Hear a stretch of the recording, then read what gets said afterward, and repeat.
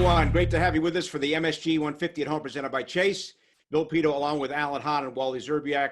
And look who it is, Michelle Gingras, now working with Steve Alakette on the Rangers Coaches Show with David Quinn. She's never on the show anymore, but it's great to see you. Oh, it's great to be back. Thank you. I've decided to take my talents to Brooklyn, so I had a little brief hiatus and a move, but I'm happy to be back with you guys. Most importantly of all, your Wi-Fi looks great. Oh, great. As always, we want to thank all the healthcare workers and first responders keeping us healthy and safe.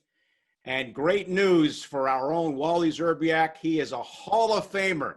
He's going into the MAC Hall of Fame for his great college career at Miami of Ohio. Alan's got the props as always. Wally, congratulations. Oh, I'm so honored, Bill, and flattered, honestly.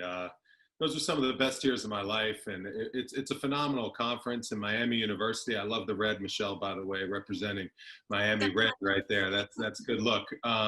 It was just a great place to go to school, and I want to thank my teammates, my coaches, for helping me, just really elevate my basketball career. And it's a conference, it's very underrated.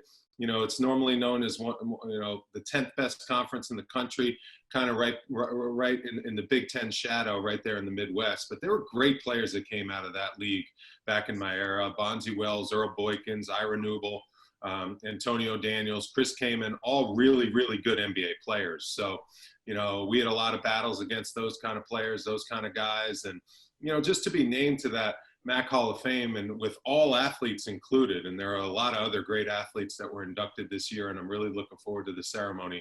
I'm just so honored and flattered, and it's nice to be able to smile about something in this tough time that we're going through, guys. We know it's always Wally's world. We are just living in it. Congratulations, pal.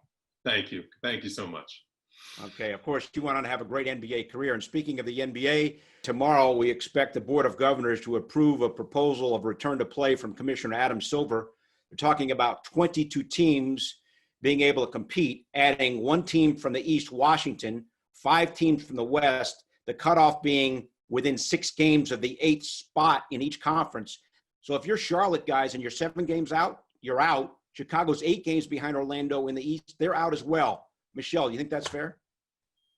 I think it's tough, right? I personally don't really think it's fair, but I think you have to draw the line somewhere. And, I was reading up about this just before we were talking about it. And Adam Silver has spoken internally to a lot of teams that weren't happy coming back. They didn't want to play. So I think finding that bubble number between having those teams that had no shot of making the playoffs and deciding where you want to make the number of teams that you let in is just inevitably leaving some teams on the cusp and not in. And I don't necessarily think that's fair, but I think the 22-team format was done.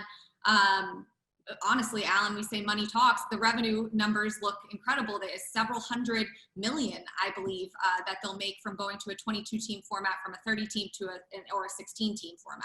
Yeah, it's important, I think, to include teams that at least were in the hunt before we got to the stoppage.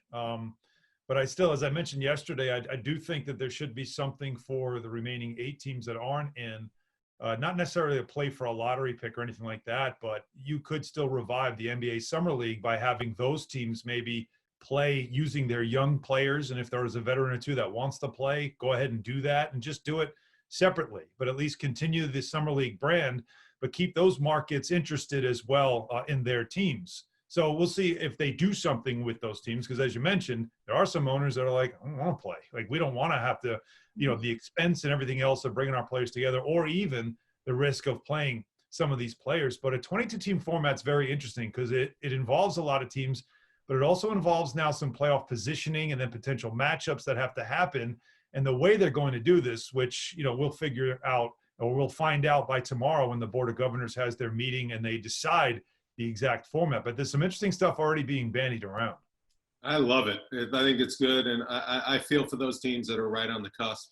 That Chicago Bulls team, without their injuries, I thought they would have found a way to make the playoffs. I really like that team. A team like the Atlanta Hawks with a dynamic young player like Trae Young, they're dying to get their name out there, their brand out there, their organization out there. And Trae Young is someone that's really, that draws eyeballs when he's out there on the floor. So the fact that he would be right on the outside looking in is kind of tough. But still, 22 teams are getting an opportunity to hoist the Larry O'Brien Trophy. Normally it's only 16. So you got to look at the positives coming out of this. You got to look at a lot of fan bases, just like in hockey. I think that was a good blueprint with hockey going with 24 teams, opportunity to win the Stanley Cup and be involved in the playoffs. I think it's going to be great for TV. I'm really excited. Hopefully live sports is right around the corner with obviously, you know, a lot of asterisks, no fans, and a lot of testing going on. But if it's done the right way, I can't wait to see it.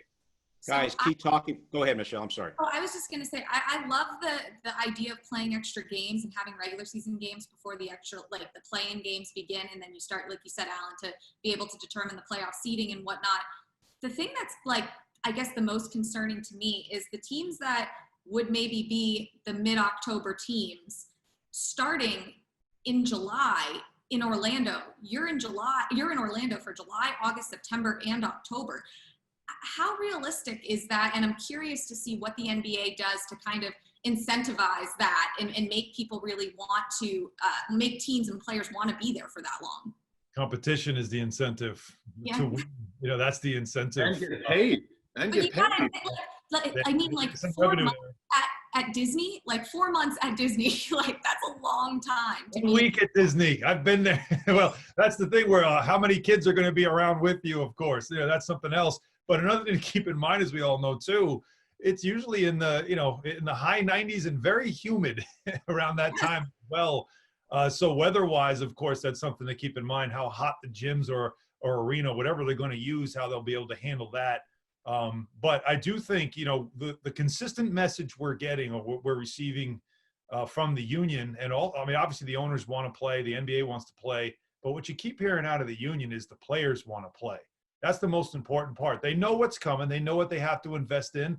And it looks like they're all in because playing for a championship, like Wally said, the ability to raise that trophy is critically important to many of the stars in this league that feel like they have a shot this year because for the first time in a long time, there's multiple teams you could consider to win the title. Are you kidding me, Han? How hot the arenas are? Have you ever heard of air conditioning? You always complain about the lights in the arena. What are you talking about? It's air-conditioned gyms they're going to be playing in. They're going to be in their air-conditioned hotel rooms. They're going to walk outside for 10 feet. They're going to be in an air-conditioned bus. They're going to be fine. And by the way, the routine when you're in the playoffs is this. You play a game and you prepare your whole entire day for that game whenever it's played.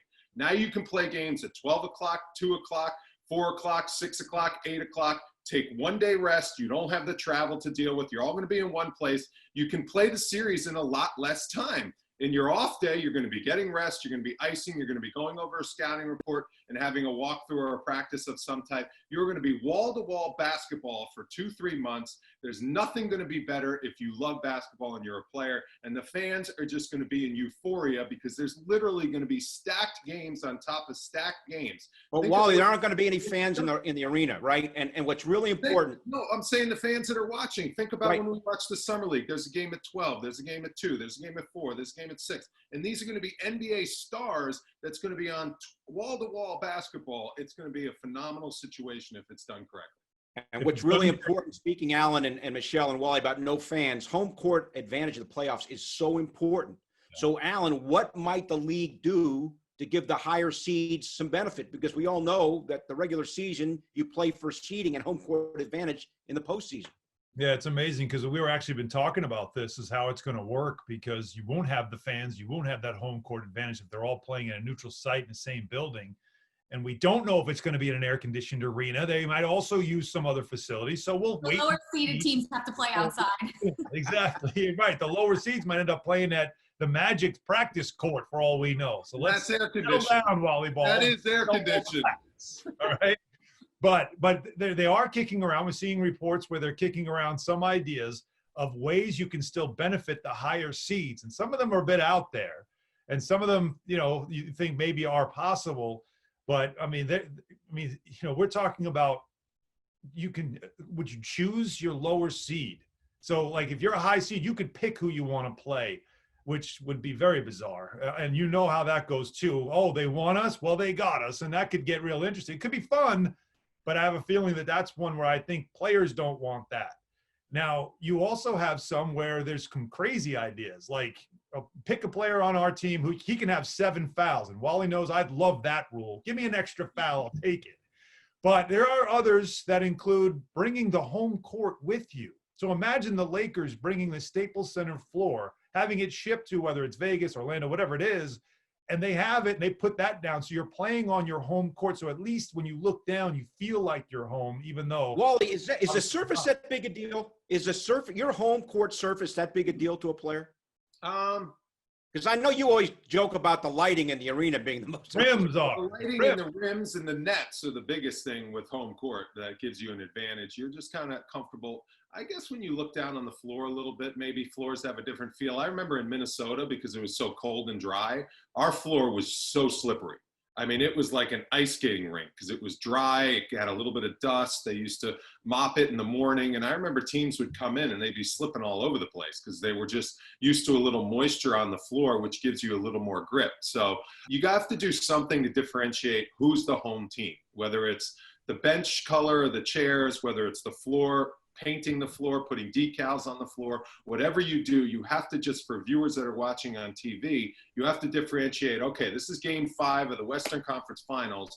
The Lakers are playing the Clippers or the Lakers are playing the Rockets, and this is a Lakers home game. And they're going to be wearing the white uniforms and the Rockets are going to be wearing the reds, just to give it a little bit of a feel on TV so you know, okay, this is supposed to be a home game. All right, guys, just getting started here on the MSG 150 at Home, presented by Chase. Up next, the radio voice of the New York Football Giants, Bob Papa, on the Giants offseason and the offseason in general in the National Football League. That's when we come back after